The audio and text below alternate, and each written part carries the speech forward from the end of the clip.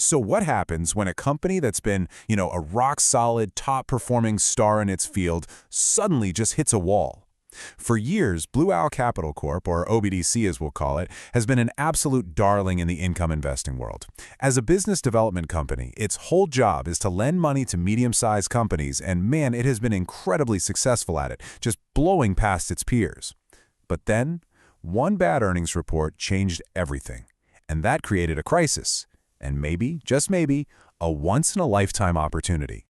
And that, right there, is the big question we're digging into today.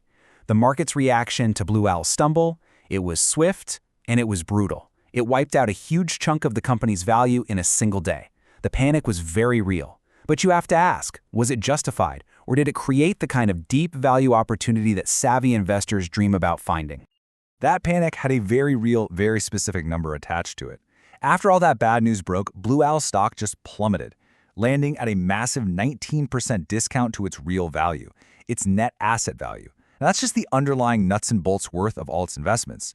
For a blue-chip company like this, which almost always trades right around its true value, a discount this steep is, well, it's practically unheard of. It really forces us to ask, is this company truly broken, or is the market just massively overreacting?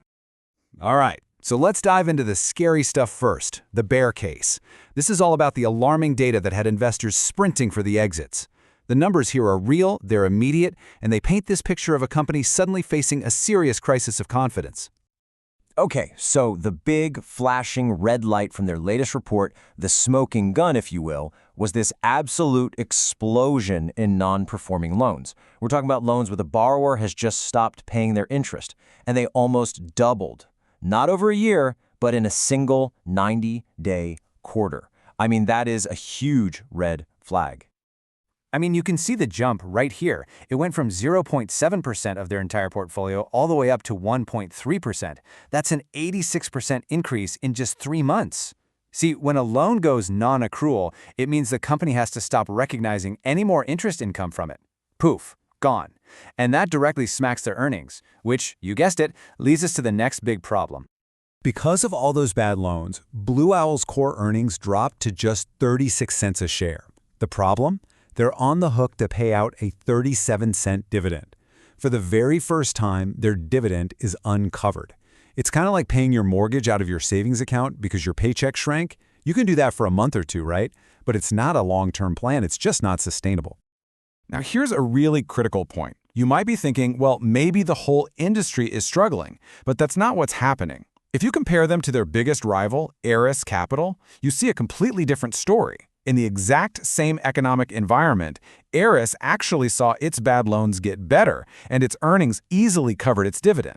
That contrast makes the bear case even stronger, suggesting Blue Owl's problems are, well, they're its problems. Okay, so that sounds pretty bad, right? But hold on, because that is only half the story.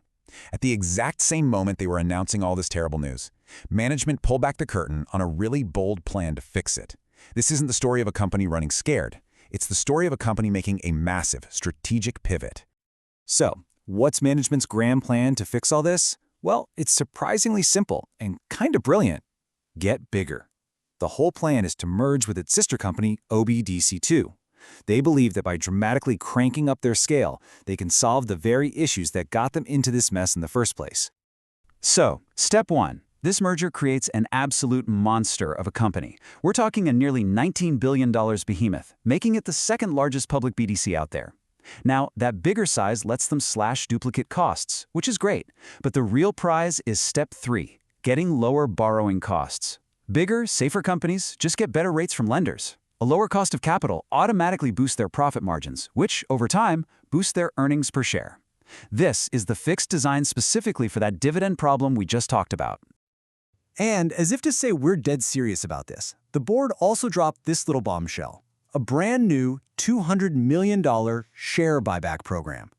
Now, this is a really powerful signal. It's management screaming from the rooftops that they think their own stock is an absolute steal at that 19% discount. It also creates a kind of floor of buying pressure, and every single share they buy back at these cheap prices actually makes the remaining shares more valuable. So here we are. We've got these two powerful, totally competing stories staring us in the face. On the one hand, you have a crisis of deteriorating credit. On the other, you have this bold strategic merger that's designed to be the perfect antidote. So what's the final verdict? Is Blue Owl a value trap waiting to spring, or is it a truly compelling deep value opportunity? The value trap argument basically says those bad loans are just the tip of the iceberg and that dividend is almost certainly going to get cut. But the deep value argument says the market has completely lost its mind. That 19% discount is already priced in all the bad news and then some, and this merger provides a crystal clear path to recovery. That's the decision an investor has to make right now. All right, so where does that leave us? What's the final call? Well, the analyst verdict is a long-term buy, but, and this is a huge but, it's for investors who can tolerate high risk. You really have to hear both parts of that sentence. It's a buy, but it comes with this massive high-risk warning label attached. The path to a big reward might be there, but the road is probably going to be incredibly bumpy. So let's be super clear about who this is for. If you're looking for a safe, sleep-at-night 12% yield, this ain't it. Not even close. That yield is probably an illusion right now, and a dividend cut could definitely be coming. No, this is for a patient value investor. Someone who sees the potential for the stock price itself to go up, and who is willing to wait maybe 18 to 24 months for this whole merger to play out and prove that it actually works. So in the end, it really boils down to this one simple conflict. The stock price today is reflecting a market that is absolutely bracing for disaster. But management's actions, the huge merger, the massive buyback, those are the moves of a team that's planning for future dominance.